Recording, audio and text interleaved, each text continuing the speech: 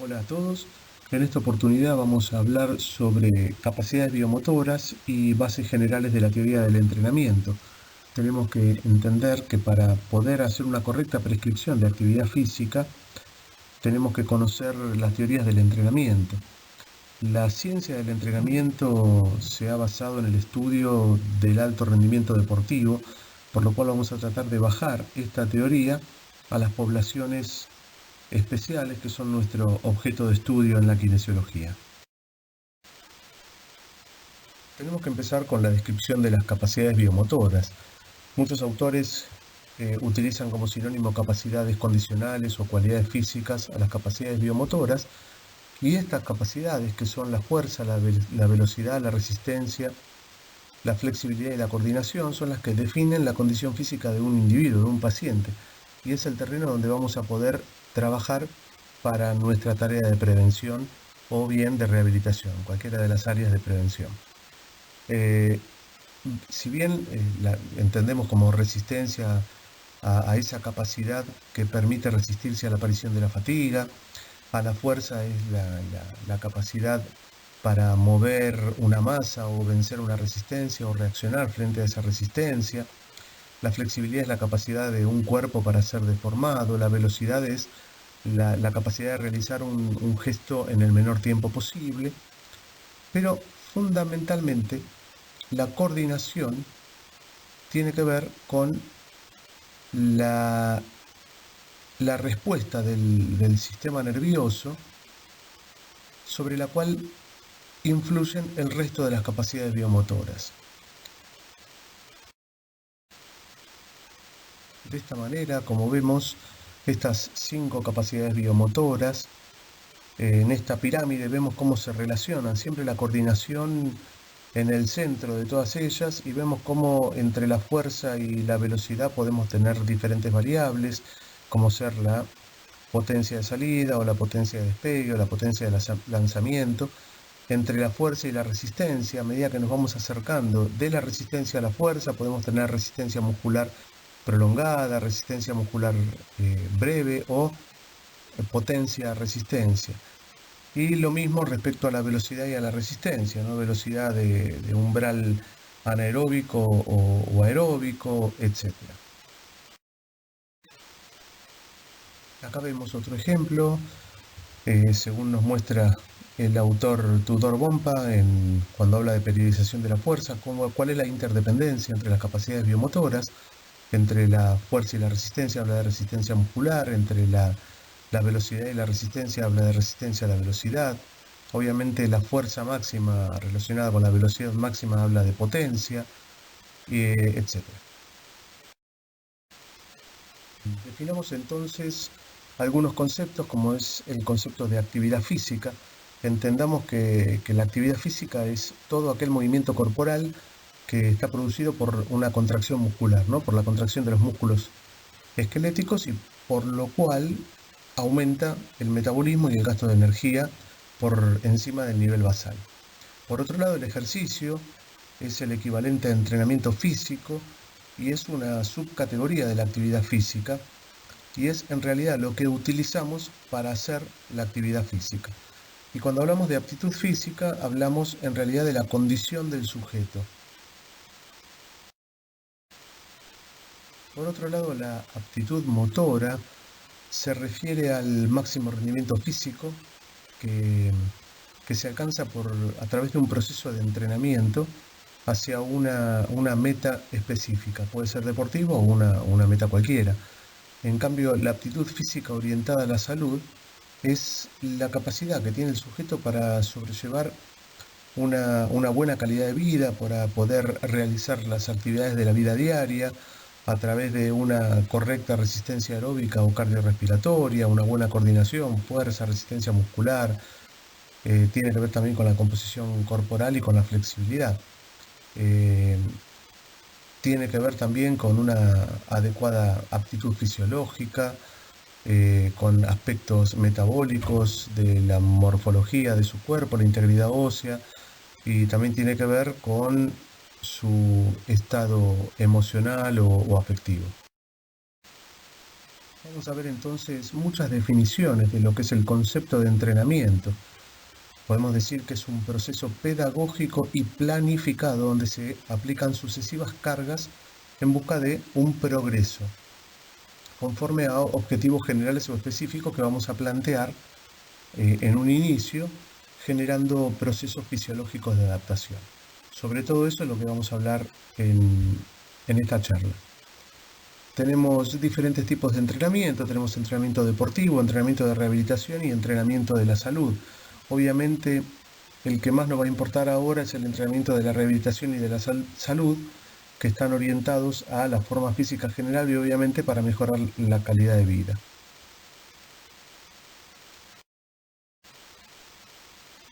También podemos definirlo como un proceso que produce una modificación de estado, tanto físico, motor, cognitivo o afectivo. Y comprende preparación física, técnico-táctica, intelectual y moral del individuo con ayuda de ejercicios físicos. Y definimos como entrenamiento para la salud, y acá quiero remarcar algunas palabras, es un proceso sistemático de ejercicios sistemáticos y ejercicios que se realizan en forma repetitiva y en forma progresiva que implican un proceso de aprendizaje. Esto es importante sobre todo cuando trabajamos con pacientes, muchos pacientes que nunca hicieron actividad física o no entienden incluso el concepto de ejercicio, donde el principal objetivo que tenemos es ponerlo bajo la influencia de agentes que favorecen la salud. No estamos hablando de un entrenamiento deportivo, sino de agentes que favorezcan la salud para hacer frente a lo que tienen que hacer habitualmente en la vida diaria, ¿no? Hipócrates, 400 años antes de Cristo, definió a la actividad física como la forma más segura de la salud, diciendo que si pudiéramos dar a cada individuo la cantidad justa de alimentos y ejercicio, ni poco ni demasiado, hubiéramos encontrado la forma más segura de la salud.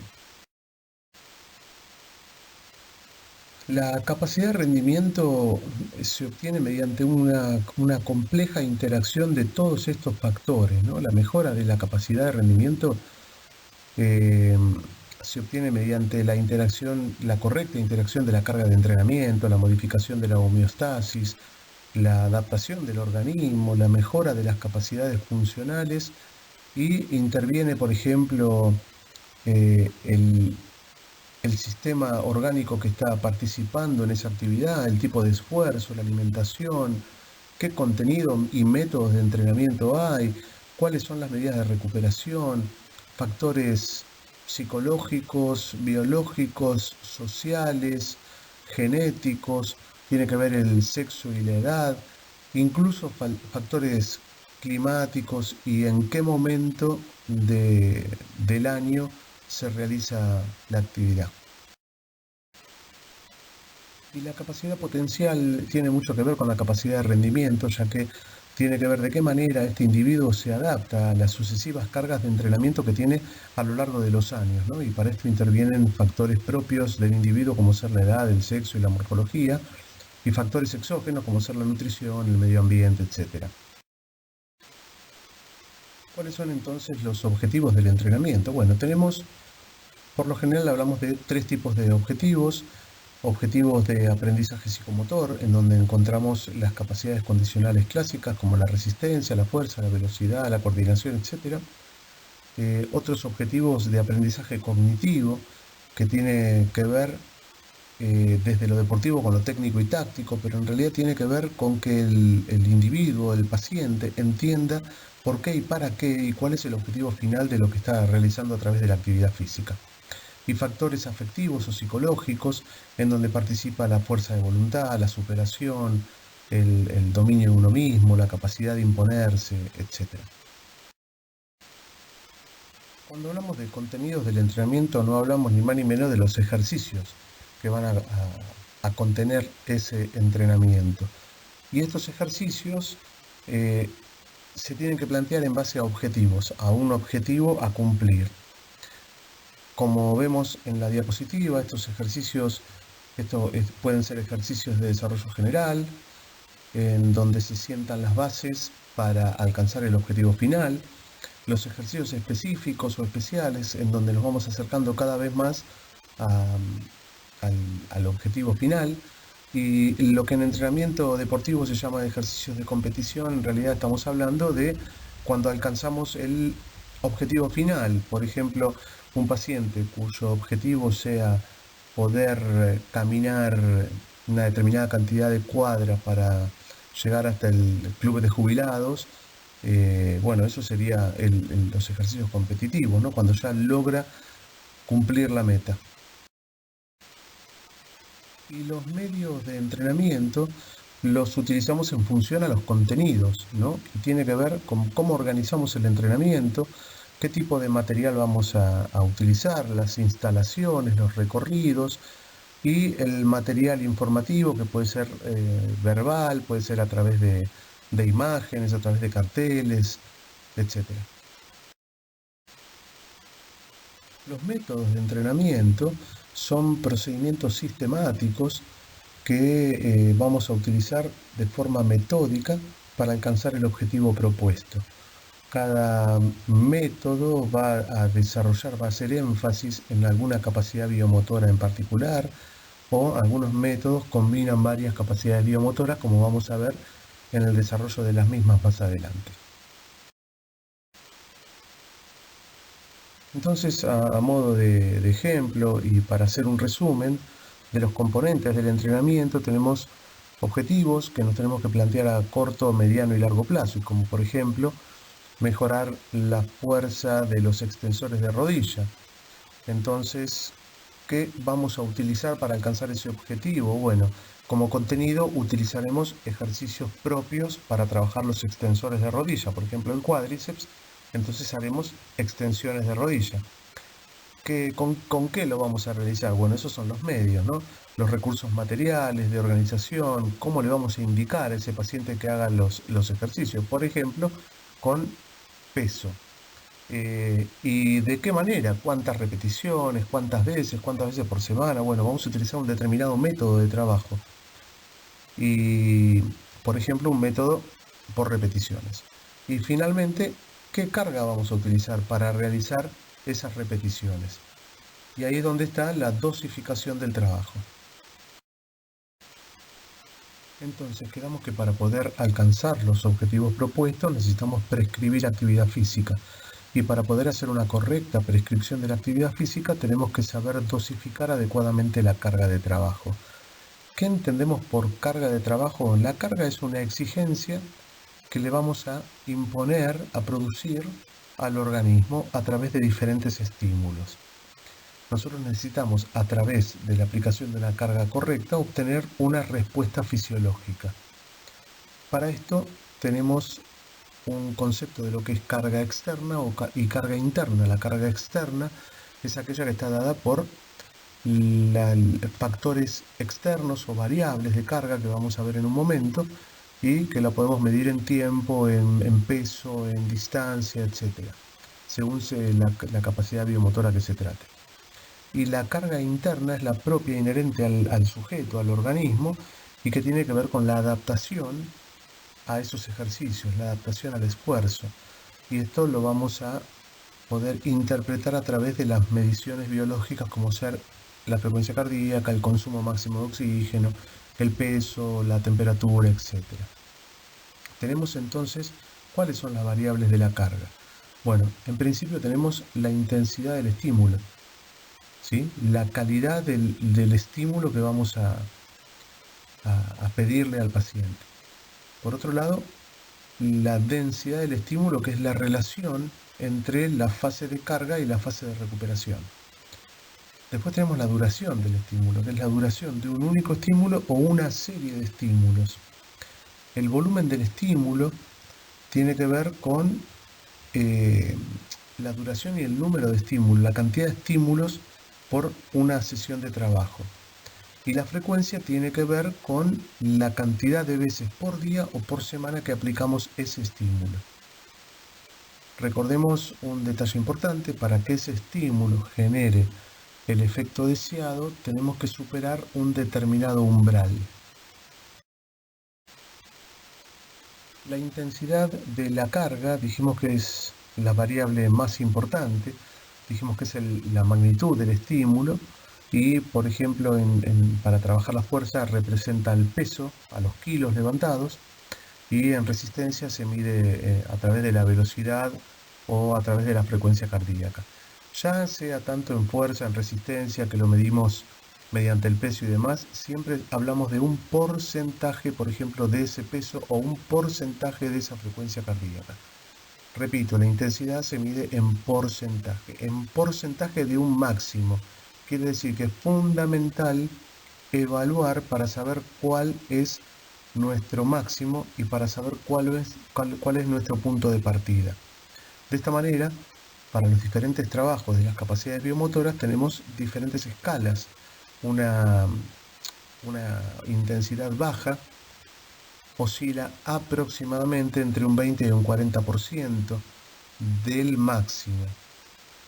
Por debajo de ese estímulo, por ejemplo en resistencia, se cree que por debajo del 30% de la intensidad máxima no supera el umbral y no genera una modificación. Así llegamos a una intensidad ligera entre un 35 y un 60, una media, una submáxima y una máxima entre un 85 y 100%. También tenemos intensidades supramáximas que son por arriba del 100%, como vamos a ver en cada una de las capacidades biomotoras. La otra variable de carga que vamos a ver es la densidad, como habíamos dicho, es la relación entre trabajo y descanso. Bueno, esta relación se tiene que mantener entre una sesión y otra de trabajo, o mismo entre una serie y otra dentro de una misma sesión de trabajo. Esto tiene que ver con el tipo de recurso energético que vamos a utilizar. O sea, depende de la intensidad del trabajo, van a ser los tiempos de recuperación. Por eso es muy importante respetar las pausas para evitar la aparición de la fatiga y facilitar que aparezca el efecto de supercompensación, como vamos a ver en un rato. Esto es fundamental para prevenir lesiones. La duración, como otra variable de carga, es muy importante de acuerdo al tipo de estímulo que se aplique. Obviamente un estímulo, cuanto más alto sea en intensidad, la duración será más corta. De esta manera, por ejemplo, si queremos trabajar la fuerza-potencia mediante un método pliométrico, claramente la duración de la contracción muscular va a ser muy corta. En cambio, si queremos trabajar hipertrofia a través de un aumento de la sección transversal del músculo, la contracción muscular va a ser más prolongada. El volumen en la carga es el número que le ponemos al trabajo, es la cantidad total del trabajo realizado. Por ejemplo, en fuerza es la cantidad de repeticiones y series que realizamos. En resistencia es la distancia o el tiempo que realizamos un trabajo. Frecuencia, como refiere la imagen, es el número de estímulos que vamos a aplicar por unidad de tiempo. Esto puede referirse ya sea a la frecuencia dentro de un mismo día o bien a la frecuencia semanal. De esta manera vimos que cuando hablamos de carga no hablamos de peso, que habitualmente lo confundimos carga igual a peso. La carga no es ni más ni menos que el estímulo que nosotros aplicamos para generar un cambio, una modificación, para generar una situación de estrés en el organismo para obtener un resultado beneficioso. Entonces, ¿cómo vamos a aplicar esta carga? Muy bien, nosotros podemos aumentar el volumen, aumentar la frecuencia, aumentar cualquiera de las variables para ir aumentando la carga. No necesariamente tenemos que aumentar todas las variables, podemos aumentar solamente la frecuencia o la duración de un determinado tipo de trabajo y con eso estamos aumentando la carga. O bien podemos mantener el nivel de carga subiendo una variable y bajando otra. Pero en el aspecto del mantenimiento, del cuidado de la salud y para prevenir lesiones, siempre está recomendado que lo último que se tiene que aumentar en el incremento de la carga es la intensidad. Nosotros podemos aumentar primero la frecuencia o el volumen, o primero el volumen y la frecuencia. Podemos jugar en aumentar o disminuir la densidad o la duración del trabajo, pero siempre en la progresión de la carga, lo último recomendado para incrementar es la intensidad. Como vimos entonces, a través de los objetivos, los contenidos, los medios y los métodos de entrenamiento, vamos a utilizar una determinada carga. Y esta carga la vamos a modificar de acuerdo a las variables que vimos, como ser intensidad, densidad, volumen, duración y frecuencia del estímulo que aplicamos. Hablamos entonces de lo que era la actividad física para la salud, y para lograr este máximo nivel posible del condicionamiento físico, tenemos que lograr un equilibrio correcto entre las diferentes capacidades biomotoras. Tanto la fuerza, la resistencia, la coordinación, la flexibilidad y la velocidad tienen que estar desarrolladas en forma armónica para considerar un individuo sano. Vamos a hablar ahora de los principios de entrenamiento. Estos principios son las guías o reglas o leyes, directrices generales basadas en las ciencias biológicas, psicológicas y pedagógicas. La aplicación de estas leyes garantizan un correcto desarrollo del entrenamiento y el alcance de sus objetivos. Estas leyes, estos principios determinan el contenido, los métodos y la organización del entrenamiento, como también cada uno de estos principios están relacionados entre sí. Hay muchos autores que han descrito una gran variedad de principios. Acá resumimos solo algunos de ellos, como vamos a ver ahora a continuación. El principio del desarrollo completo, también llamado principio del desarrollo multilateral, lo que busca es un desarrollo completo de todas las capacidades biomotoras en forma armoniosa, evitando una especialización. Esta es la diferencia entre lo que hace un deportista de élite y entre lo que estamos hablando de la actividad física para la salud, ¿no? En donde en algunos deportes, en la mayoría de los deportes, tienen necesariamente que preponderar alguna capacidad biomotora más que otra, porque justamente eso es lo que va a lograr un mejor rendimiento y también va a evitar lesiones. Pero a veces un desequilibrio exagerado de estas capacidades biomotoras también aumenta el riesgo de lesión. En un individuo sano, todas estas capacidades motoras deberían desarrollarse de forma equilibrada. El principio de la conciencia no habla ni más ni menos que el paciente o el individuo que está entrenando debe tener una participación activa y consciente del entrenamiento y debe conocer el por qué y para qué está entrenando o está realizando tal o cual ejercicio. Otro principio fundamental es el del calentamiento y vuelta a la calma. Este es un principio clave para mejorar el efecto del entrenamiento y prevenir lesiones. Por eso este principio recomienda realizar un calentamiento previo a fin de aumentar la temperatura corporal, el ritmo respiratorio, la frecuencia cardíaca y, como dijimos, fundamentalmente para prevenir lesiones. El principio del estímulo eficaz habla de que el estímulo aplicado, la carga aplicada, debe superar un umbral mínimo para obtener el efecto deseado. El principio de la sucesión correcta de las cargas habla sobre la aplicación de las mismas en una sesión de entrenamiento. Una sucesión correcta, por ejemplo, hay capacidades biomotoras como ser ejercicios de coordinación o de velocidad o de fuerza rápida o fuerza máxima que deberían realizarse no al principio, deberían priorizarse primero los ejercicios de coordinación y de velocidad antes que los de fuerza, dejando, por ejemplo, al final los trabajos de resistencia. El principio de la carga creciente, algunos autores lo utilizan como sinónimo del principio de la sobrecarga. En sentido estricto, el principio de la sobrecarga está hablando de que un estímulo debe pasar un umbral, como habíamos dicho. Lo que pasa es que a medida que se producen los procesos de adaptación a lo largo del tiempo en el entrenamiento, ese estímulo llega a un momento en donde no supera ese umbral, por lo cual hay que modificarlo e ir incrementando la carga, ya sea a través del incremento de la intensidad, los volúmenes, los tiempos de trabajo, etc. para lo cual tenemos que evaluar permanentemente, como vamos a ver a lo largo de la cursada. Entonces, cuando hay signos de adaptación, tenemos que incrementar la carga. Se recomienda que el incremento de la carga sea siempre de lo fácil a lo difícil, cargas ligeras a cargas pesadas, de lo conocido a lo desconocido, de lo simple a lo complejo, etc.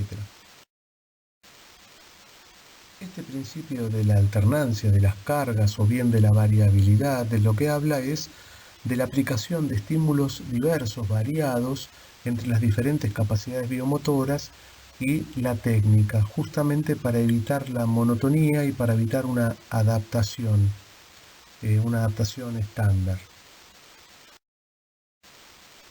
Este principio de la carga variada, a diferencia del principio de la variabilidad de la carga, lo que habla es de evitar el acostumbramiento a una carga determinada, por lo cual intentamos generar un desajuste, ¿sí?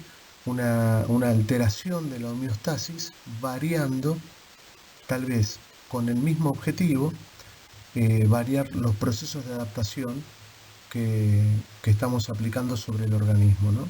La carga variada, que la podemos hacer mediante un cambio de velocidad en la reacción motora, mediante cargas específicas, cambios de la distribución de la carga, cambios en las pausas, etc. Debería aplicarse sobre todo cuando el incremento continuo de la carga no produce ya mejoras de rendimiento o cuando ya queremos mantener o garantizar la forma en un nivel más alto. Este principio es muy importante y sobre todo para prevenir lesiones y muy importante en la rehabilitación, que es el principio del entrenamiento a largo plazo. Hay una frase muy conocida que dice que Roma no se hizo en un solo día, bueno, nuestro cuerpo tampoco. No es muy aconsejable acelerar el proceso de entrenamiento. Este proceso lleva un tiempo, es un proceso biológico, es un proceso fisiológico y tiene sus tiempos para que se produzcan. Este principio del entrenamiento a largo plazo es muy importante, sobre todo en rehabilitación y en prevención de lesiones. Hay una frase célebre que dice que Roma no se hizo en un día, bueno, nuestro cuerpo tampoco. Es muy importante no acelerar el proceso de entrenamiento para alcanzar el objetivo y demás. Tenemos que recorrer este camino de forma progresiva y sin una especialización prematura. El principio de la especificidad de la carga habla sobre el estímulo aplicado tiene que ser específico al efecto que yo quiero conseguir. Esta especificidad está referida al sistema energético que quiero entrenar, al grupo muscular, a un patrón de movimiento, etc. El rendimiento mejora cuando el entrenamiento es específico a la actividad. El principio de supercompensación o sobrecompensación habla sobre la restauración ampliada de las fuentes de energía por encima del nivel inicial. El proceso de desarrollo de los fenómenos de adaptación ocurre en 3 fases. Tenemos una fase de carga, donde se aplica el estímulo, una fase de recuperación, y en esa fase de recuperación, si la recuperación es adecuada, se incluye la supercompensación. Bueno, como habíamos dicho, la carga tiene que superar el umbral. Para empezar, el umbral individual. Esto es el principio de individualidad. Y tiene que haber para lograr la supercompensación, la carga tiene que ser adecuada y tiene que haber una relación óptima entre el esfuerzo y el descanso. Y podemos tener estímulos adecuados, que son los que vamos a lograr una adaptación positiva, estímulos demasiado elevados, en donde vamos a llegar a un agotamiento y a un síndrome de sobreentrenamiento, como vamos a ver más adelante, y probablemente aumentamos el riesgo de tener lesiones. O si las cargas son por debajo del umbral, son de estímulos infracríticos, no vamos a producir ningún tipo de adaptación. Como vemos en la gráfica, al aplicar un estímulo se produce una disminución transitoria de la capacidad de rendimiento. Acá se produce una caída del potencial energético, seguida luego de un ascenso. Una vez que cesa el estímulo, comienza la fase de recuperación. La fase de recuperación, si los tiempos de pausa o de descanso y la carga aplicada fue correcta, la recuperación va a ser por encima del nivel de partida. Esta etapa es la que se conoce como supercompensación. Las fases entonces se modifican después de un estímulo. Entonces, la fase de caída, una fase de nuevo ascenso y la última fase, la fase de supercompensación.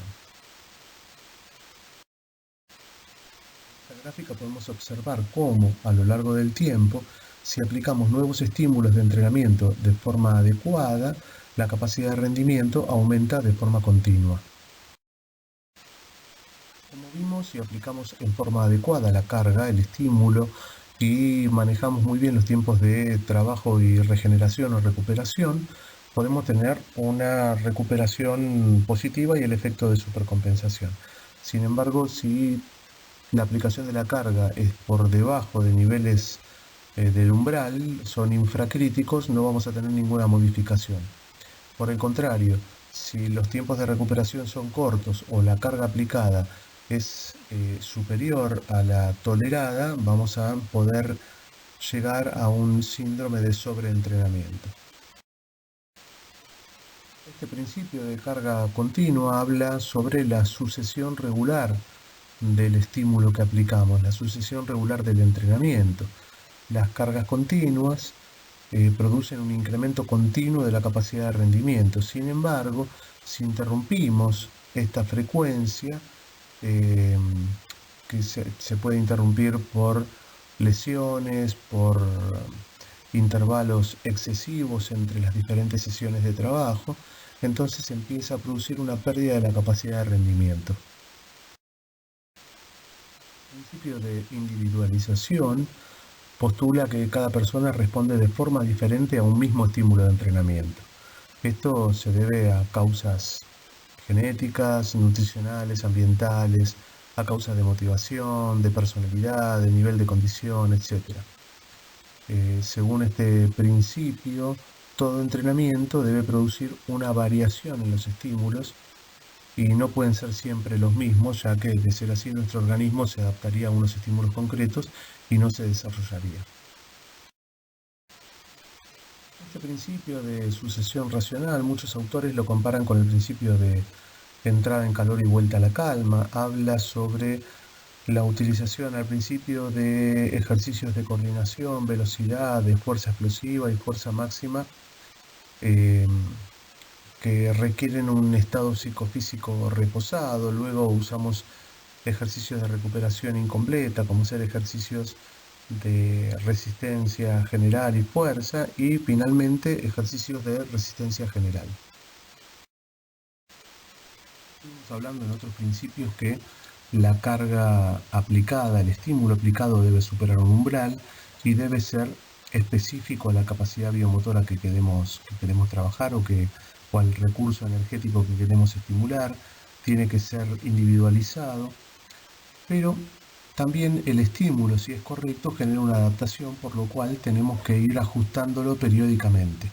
Bueno, justamente el principio de la periodización habla sobre ese ajuste periódico de las variables de un programa de entrenamiento. Esta periodización implica una estructura cíclica. ¿Qué quiere decir? Que no es una curva ascendente como se ve en la gráfica, sino que es un ciclo que se va renovando permanentemente, puede ser cada año, cada 8 meses o cada un año y medio. Acuérdense que este principio tiene en cuenta este fenómeno de adaptación y habitualmente se lo divide en 3 periodos. Desde el punto de vista deportivo, hablan de pretemporada, temporada y fuera de temporada, o un periodo de preparación general, periodo de preparación específica, periodo competitivo y un periodo de transición. Bueno, como dice la diapositiva, la carga del entrenamiento no puede permanecer durante todo el año en el límite de las capacidades individuales del individuo, porque ya ese individuo no puede estar en forma todo el año. El principio está desarrollado para el entrenamiento de alto rendimiento, por lo cual está planteado en un año de trabajo. Está mal pensar que empieza el 1 de enero y termina el 31 de diciembre. Esto empieza en el año de entrenamiento del deporte que se trate. Y por eso hablamos de una estructura cíclica. Este periodo, por ejemplo, un año, se divide en diferentes ciclos. Por ejemplo, un año de trabajo puede ser un macrociclo. Insisto, un año es un ejemplo, ¿sí? Hay rehabilitaciones que son más prolongadas o rehabilitaciones que llevan 3 meses o 6 meses, y ese sería nuestro macrociclo.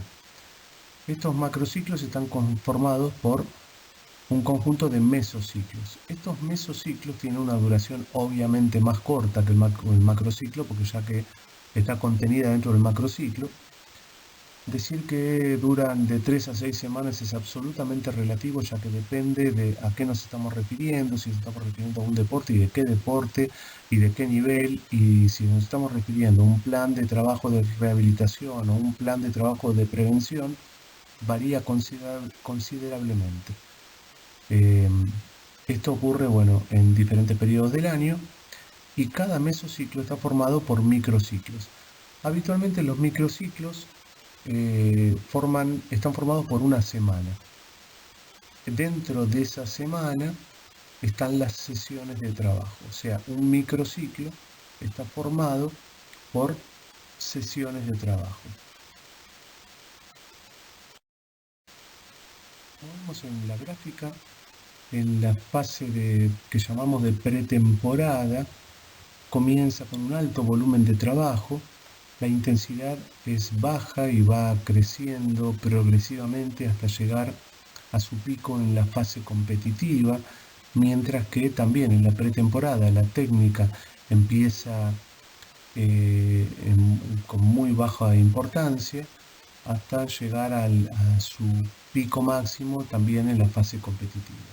Y luego en la etapa de transición, lo que acá aparece como un descanso activo no es que se deja de entrenar, sino que cambian las actividades, hay actividades regenerativas, actividades de descanso para recuperar energía, recuperar las reservas y prepararse para el inicio del próximo ciclo.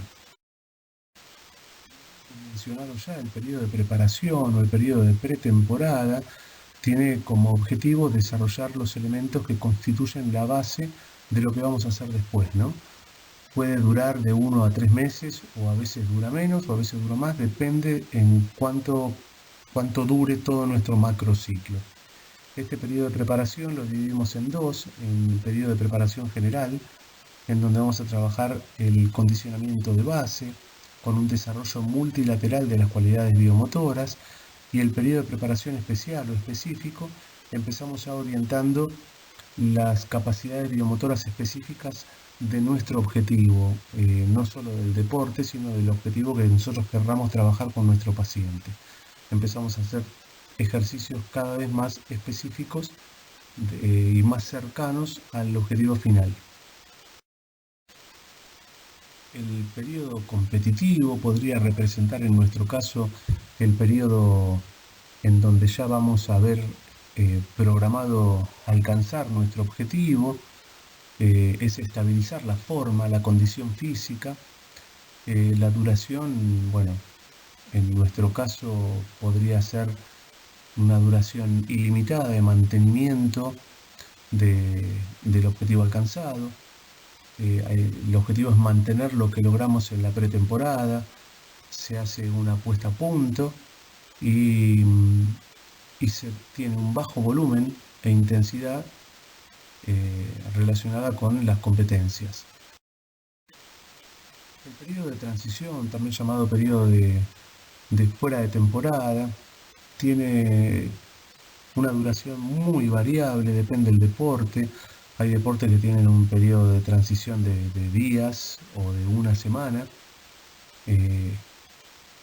y bueno, es el que se superpone a veces con las vacaciones, se superpone con la práctica de otros deportes, de otras actividades, en donde hay un control de peso a través de una nutrición determinada y a través de trabajos regenerativos. Llegamos de esta manera al último principio de entrenamiento, que es el principio de la adecuación de la edad. Bueno, este principio en realidad es muy importante en la capacidad de rendimiento y en la carga que vamos a aplicar, sobre todo en etapas tempranas, en las etapas infantiles y juveniles. Este principio incluye un aprovechamiento de lo que llamamos fases sensibles.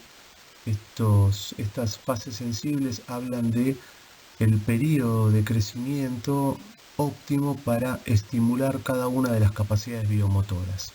Eso lo vamos a ver más adelante.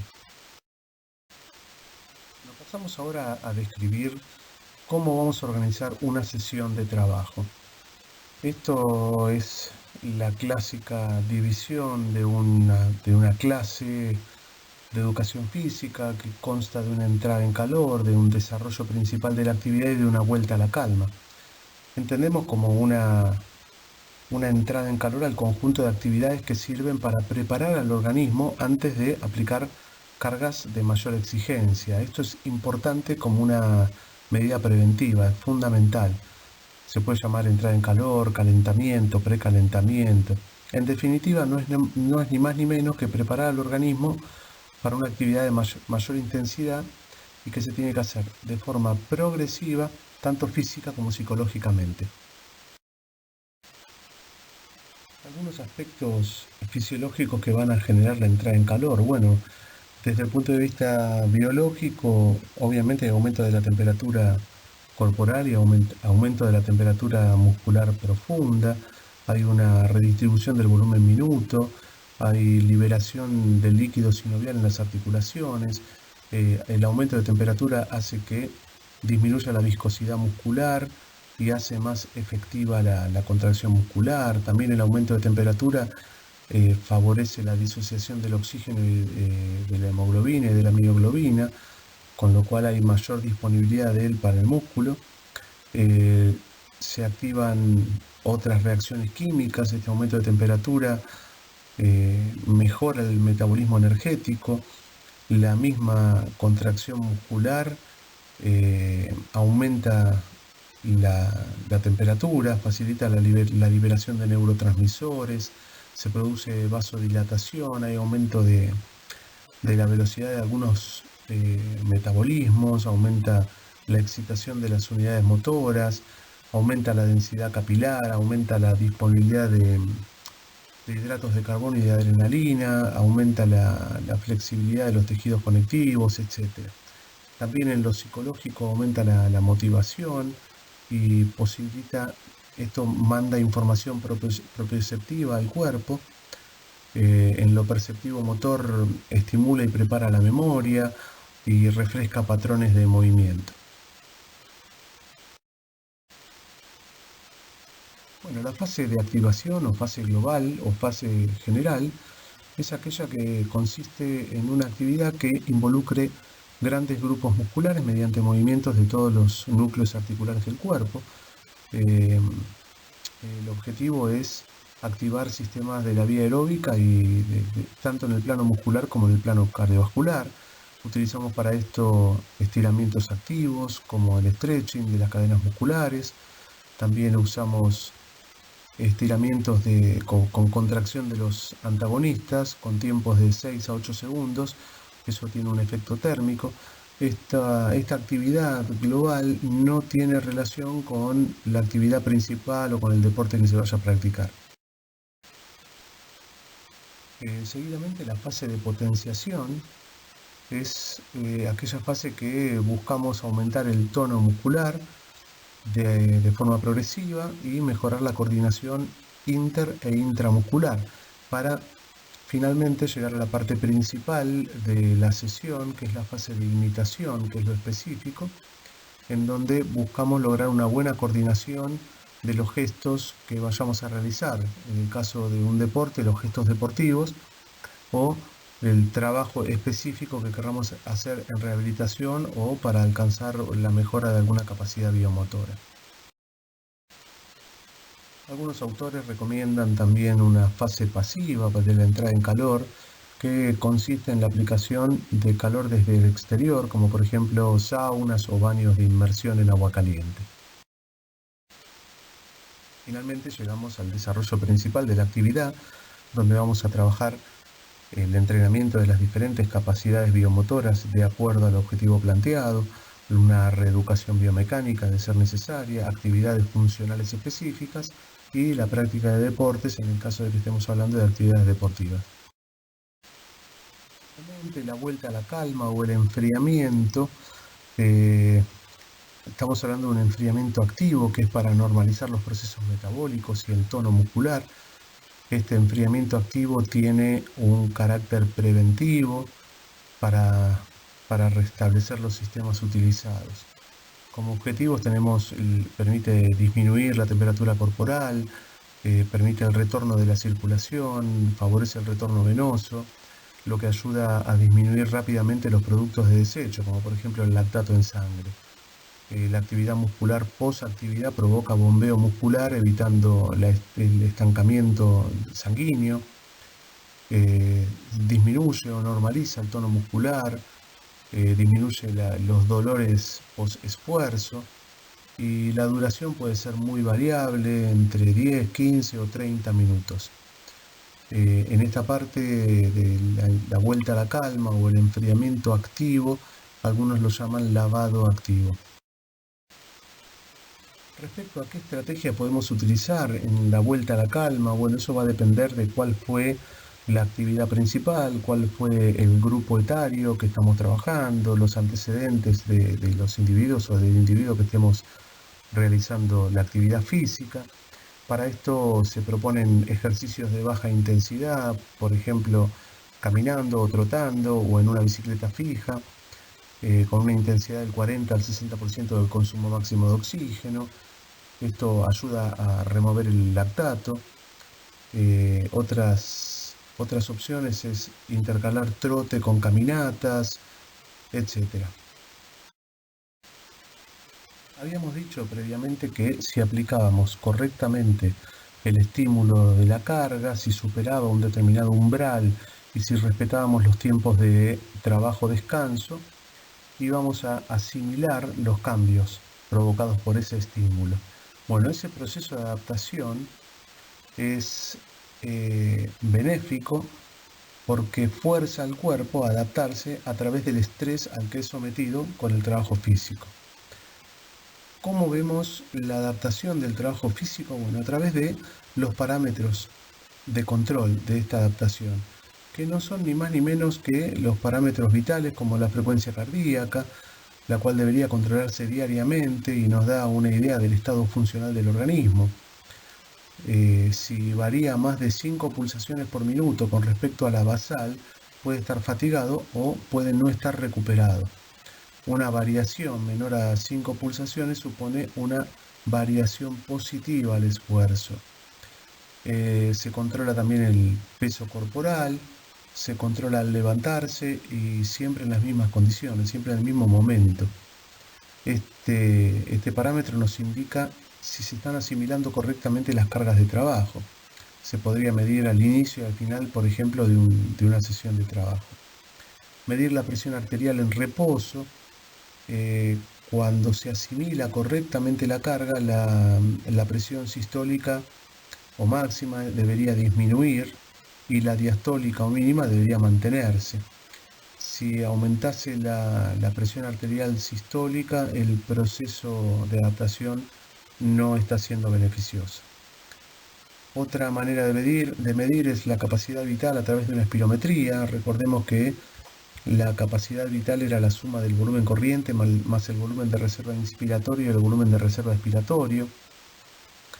Si la cantidad de aire que se utiliza aumenta de 5, 6 o 7 litros, podríamos suponer que hay una adaptación positiva, obviamente.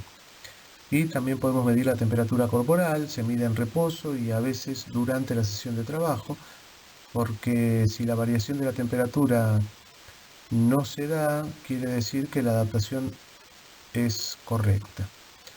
Pero si la temperatura corporal aumentase, puede indicarnos un síndrome de sobreentrenamiento, como vamos a ver a continuación. Este síndrome general de adaptación, habíamos dicho que es el proceso de asimilación de los cambios provocados por el ejercicio físico, responde a varias leyes. Por ejemplo, la ley del umbral, que habla de la adaptación que se produce cuando se asimilan estímulos óptimos y estos están situados entre la intensidad umbral y la de máxima tolerancia. La teoría del estrés es el síndrome general de adaptación o un conjunto de respuestas inespecíficas que se dan a nivel funcional y que se producen ante cualquier tipo de estrés o estímulos. Por ejemplo, en el sistema endocrino, en el sistema simpático, en el eje hipotálamo-hipoficiario y en las glándulas suprarrenales. Como podemos ver en la diapositiva, esta teoría fisiológica describe tres fases. Una fase de alarma en donde el estrés o la carga altera el equilibrio hemostático. El sistema nervioso responde al estímulo con predominio de procesos catabólicos de degradación de sustratos energéticos. Una fase de resistencia, que es la de recuperación. Si el estímulo se repite, el organismo se defiende aumentando el nivel de resistencia inicial para prevenir que otro estímulo altere el equilibrio. Y una fase de agotamiento puede ocurrir que si no hay nuevos estímulos se regrese al nivel de resistencia inicial previo, o sea que tengamos una adaptación nula, que el estrés venza la capacidad de resistencia del organismo, que haya una adaptación negativa, manifestándose como fatiga crónica, agotamiento, enfermedad, etc.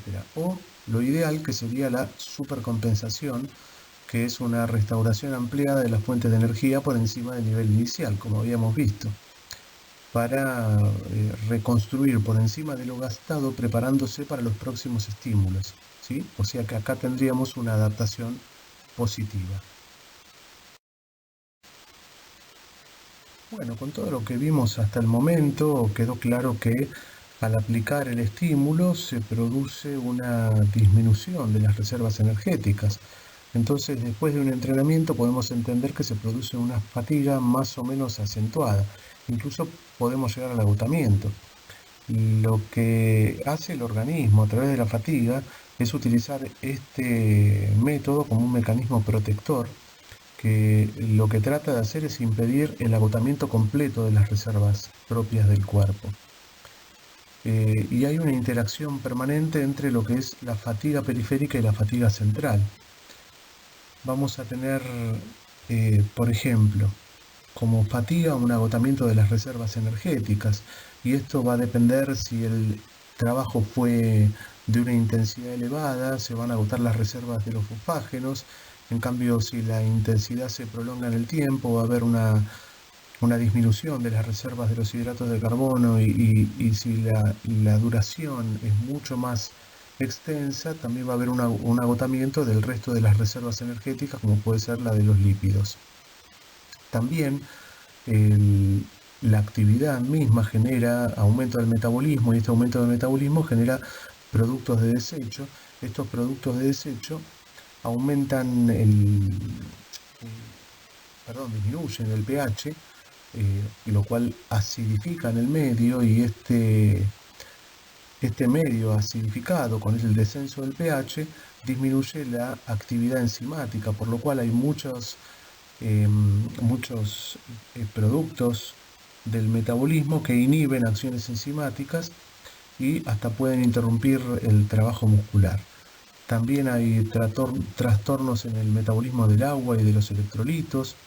Se pierden electrolitos y agua a través del sudor y modifican la concentración a ambos lados de la membrana plasmática, sobre todo en el músculo, y esto altera la excitabilidad del músculo y limita su capacidad de rendimiento, ¿no? Y hay también esta alteración en los electrolitos genera trastornos en la regulación funcional nerviosa y hormonal.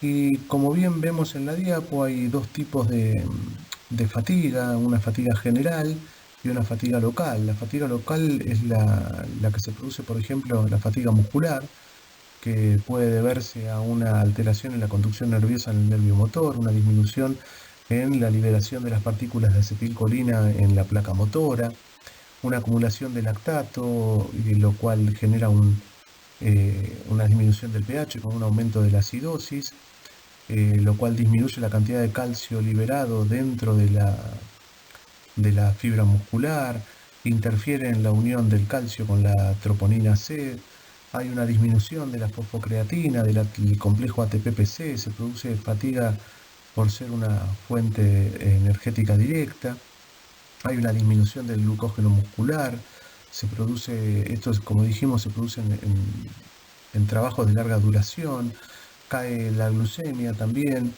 disminuye el aporte de oxígeno por falta de irrigación y también se liberan radicales libres desde las mitocondrias, lo que también amenaza a las células.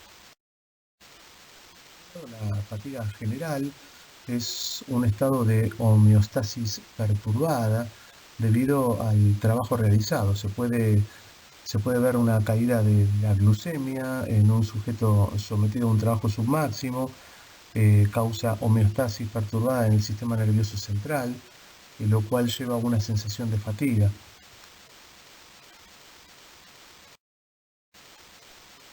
Es por todo esto que para la prevención de lesiones es fundamental el descanso y la recuperación. Es muy importante la aplicación correcta de las cargas.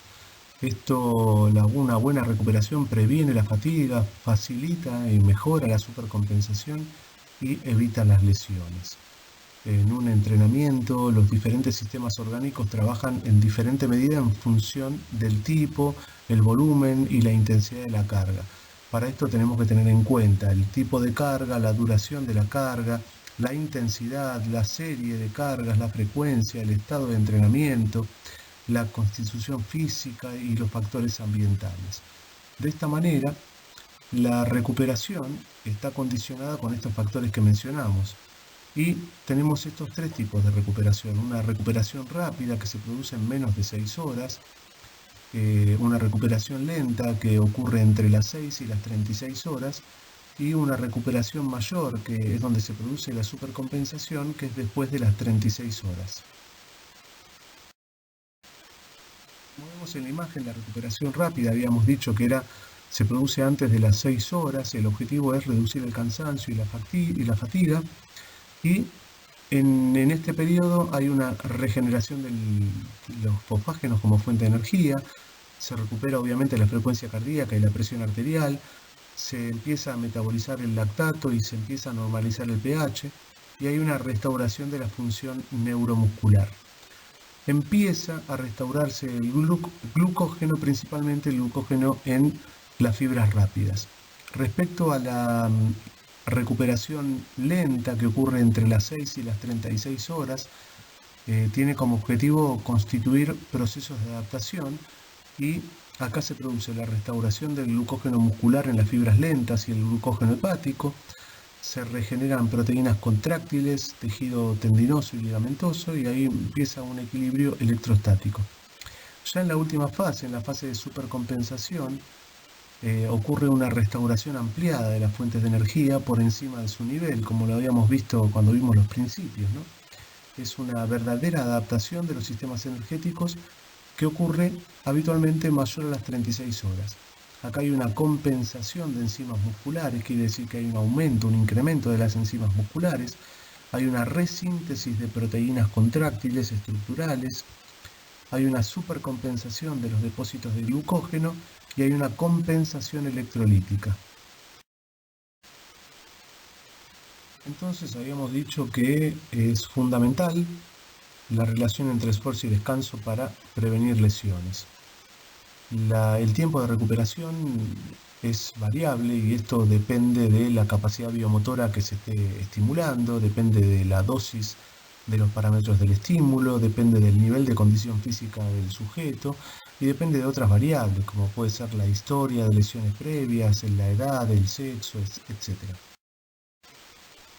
Entonces, como recomendaciones tenemos que definir las micro y macropausas en el entrenamiento de las diferentes capacidades biomotoras. tenemos que definir las frecuencias que son óptimas, semanales o mismo diarias. Hay que implementar trabajos en circuitos para optimizar los recursos y los tiempos de trabajo, enumerar las ventajas y desventajas de las pausas, buscar los tiempos de recuperación óptimos cuando se trabaja en cadena cinemática abierta o cerrada, y buscar los tiempos de recuperación óptimos cuando se prioriza un trabajo con cargas isométricas o excéntricas. Bueno, si no tenemos cuidado con los tiempos de recuperación, cuando son inadecuados, pueden aparecer síntomas de sobrecarga crónica, tanto en el ámbito físico como en el psíquico. Este síndrome se denomina sobreentrenamiento. Esto es debido a una exigencia excesiva debido a la suma de estímulos excesivos, entrenamiento demasiado duro, sobrecarga en la vida laboral y privada, carencia de sueño, una nutrición inadecuada y otras distorsiones. ¿Cuáles pueden ser las causas? Bueno, las causas pueden ser un incremento demasiado rápido de la cantidad y la intensidad del entrenamiento, un trabajo técnico forzado o excesivo, un trabajo unilateral de métodos y contenido de entrenamiento, una acumulación de competiciones con intervalos de recuperación insuficientes, etc. Básicamente se distinguen dos tipos de sobreentrenamiento, uno simpático tónico y uno parasimpático tónico. Bueno, en esta imagen tenemos una visión global de los síntomas de estas dos formas de sobreentrenamiento. El sobreentrenamiento simpático tónico o base ovoide tiene un predominio de procesos de excitación y estimulación. Esto ocurre cuando la recuperación de la carga es insuficiente. Esta forma de sobreentrenamiento es fácil de diagnosticar, pues vemos que el sujeto está enfermo, se siente cansado, presenta un amplio número de síntomas, como vemos.